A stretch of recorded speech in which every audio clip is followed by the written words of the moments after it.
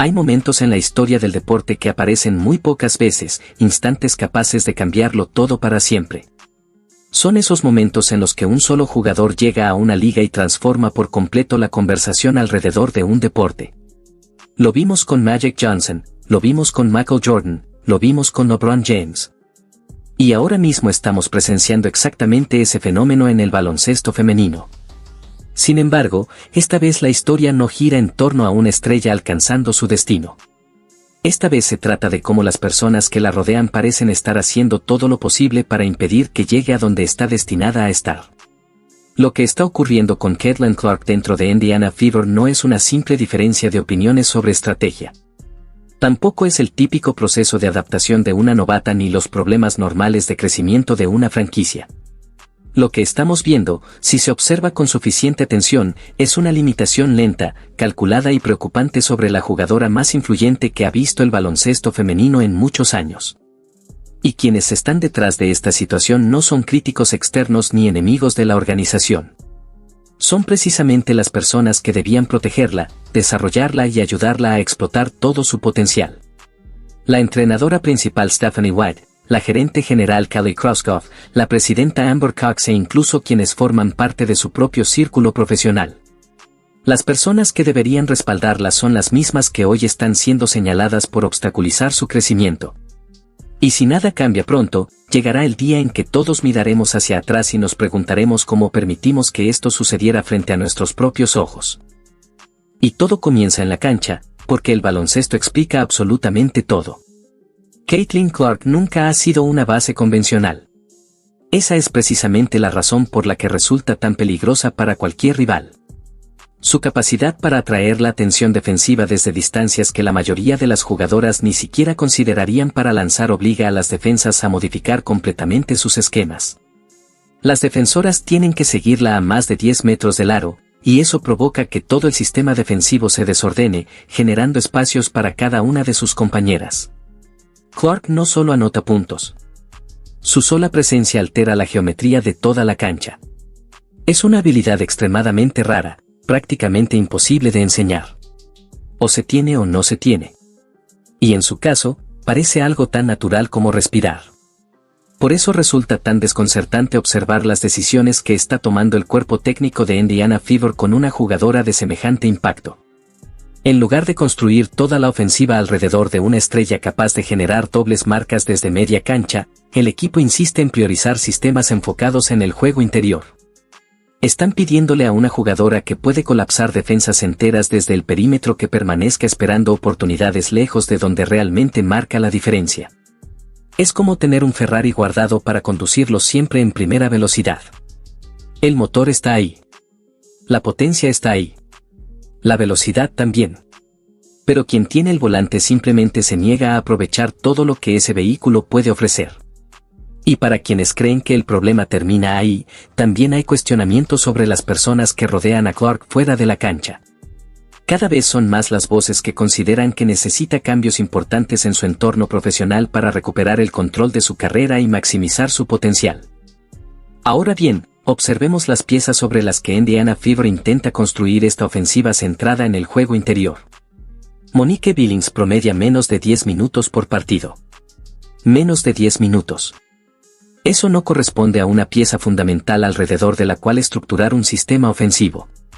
Es una jugadora de rol que está siendo colocada en una responsabilidad mucho mayor de la que normalmente asumiría. Por otro lado, Aaliyah Boston posee un enorme talento y un futuro brillante dentro de la WNBA. Nadie discute eso. Pero sigue trabajando en aspectos importantes de su desarrollo, especialmente en la consistencia para finalizar jugadas bajo contacto cerca del aro. Todavía está evolucionando como jugadora.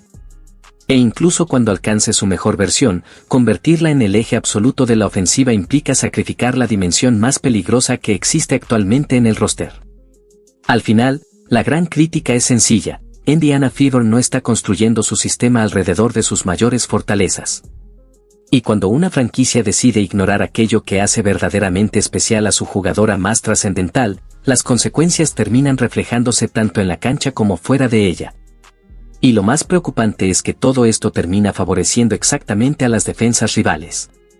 Cada equipo que enfrenta a Indiana Fever busca una manera de neutralizar a Caitlin Clark sin necesidad de cometer faltas constantes, y las decisiones del propio cuerpo técnico parecen facilitarles el trabajo. Ya no parece una cuestión táctica, para muchos observadores, empieza a parecer una estrategia que está limitando deliberadamente el impacto de su jugadora más importante. Pero el problema no termina con una ofensiva excesivamente enfocada en el juego interior. Lo que realmente expone la magnitud de las críticas hacia el cuerpo técnico es el patrón de rotaciones que se ha convertido en una constante durante la temporada. Estamos hablando de sacar a Caitlin Clark del partido cuando apenas han transcurrido 6 minutos y medio del primer cuarto. 6 minutos y medio. Piénsalo por un momento. Justo cuando empieza a encontrar ritmo, a leer la defensa rival, a identificar espacios y a conectar con el desarrollo del juego, aparece la señal para que vuelva a la banca. Y lo que suele ocurrir después resulta difícil de ignorar. En un partido reciente, Portland aprovechó su salida para construir una racha de 13-2. El encuentro cambió completamente a partir de una sustitución. Sin embargo, la reacción desde el banquillo no fue replantear la estrategia ni mostrar preocupación.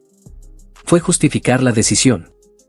Stephanie Witte explicó posteriormente que Aliyah Boston estaba bajo una restricción de minutos, algo perfectamente razonable considerando su situación. Pero al mismo tiempo utilizó esa circunstancia para argumentar la salida de Clark en el mismo momento del partido. Y ahí es donde muchos críticos encuentran el problema. Se está utilizando la situación de una jugadora con una limitación física documentada para explicar la sustitución de una estrella que no tiene ninguna restricción semejante. Son escenarios completamente distintos presentados como si fueran parte de una misma lógica estratégica. Lo que sucede cuando sacas a una jugadora como Caitlin Clark tan temprano no se limita únicamente a perder sus estadísticas. También desaparece la amenaza que representa. Las defensas dejan de preocuparse por las dobles marcas, los espacios comienzan a cerrarse y toda la estructura ofensiva que existe gracias a su presencia pierde efectividad. Cuando regresa al partido, no vuelve a un contexto donde el ritmo se mantuvo estable. Tiene que reconstruir desde cero una dinámica que apenas estaba comenzando a funcionar. Debe volver a generar ventajas contra una defensa ya acomodada, organizada y mucho más cómoda que minutos atrás. Por eso muchos consideran que no se trata de desarrollo de jugadoras ni de una simple gestión de rotaciones. Consideran que son decisiones que terminan perjudicando directamente el rendimiento del equipo. Luego llegó la explicación relacionada con el partido como visitante ante Golden State, y ahí surgieron todavía más preguntas. Según Witte, una de las razones detrás de ciertas sustituciones fue evitar que Raven Johnson enfrentara sola la presión de un ambiente hostil sin otra manejadora de balón a su lado. Analicemos eso por un instante. La explicación implica que una decisión que afectó directamente a la principal figura de la franquicia fue tomada pensando en la comodidad de una jugadora de rol dentro de un escenario complicado como visitante. Esa fue la justificación ofrecida públicamente. Pero el verdadero problema no es únicamente esa decisión puntual. Lo preocupante es la filosofía que parece esconderse detrás de ella. Porque la filosofía que transmite es la de protección por encima del desarrollo. Y cuando una organización intenta construir un proyecto ganador alrededor de un talento generacional, muchos creen que ese enfoque es exactamente el contrario al que debería adoptarse. Las mayores leyendas del baloncesto no fueron alejadas de los ambientes difíciles durante sus primeros años. Fueron expuestas a ellos. Jugaron en arenas hostiles, enfrentaron presión extrema, recibieron la atención de las defensas más agresivas y tuvieron que resolver problemas en tiempo real bajo circunstancias incómodas. Ese proceso es precisamente el que transforma a los buenos jugadores en grandes estrellas y a las grandes estrellas en figuras históricas. Si intentas suavizar constantemente el camino de una jugadora como Caitlin Clark, no acelera su crecimiento. Lo retrasas. Envías el mensaje de que quizá la organización aún no confía completamente en su capacidad para manejar los desafíos que inevitablemente llegarán. Y esos desafíos no van a esperar. Los playoffs no esperan. Los partidos por campeonatos no esperan. Los escenarios más exigentes del deporte tampoco esperan. El baloncesto profesional avanza a máxima velocidad. No se adapta a los tiempos cómodos que pueda diseñar un cuerpo técnico. Exige respuestas inmediatas y pone a prueba a los jugadores constantemente. Cuando tienes frente a ti un talento que aparece una vez por generación, La meta no debería ser protegerlo de cada tormenta. La meta debería ser prepararlo para atravesarla, aprender de ella y salir fortalecido. Sin embargo, muchos observadores creen que Indiana Fever está tomando el camino opuesto. Pero el debate va mucho más allá de los minutos jugados. Muchos creen que las constantes sustituciones de Caitlin Clark afectan no solo su ritmo dentro de la cancha, sino también la confianza que necesita una atleta de élite para jugar con libertad. Cuando una estrella comienza a pensar demasiado en lugar de reaccionar por instinto, su juego pierde parte de lo que la hace especial.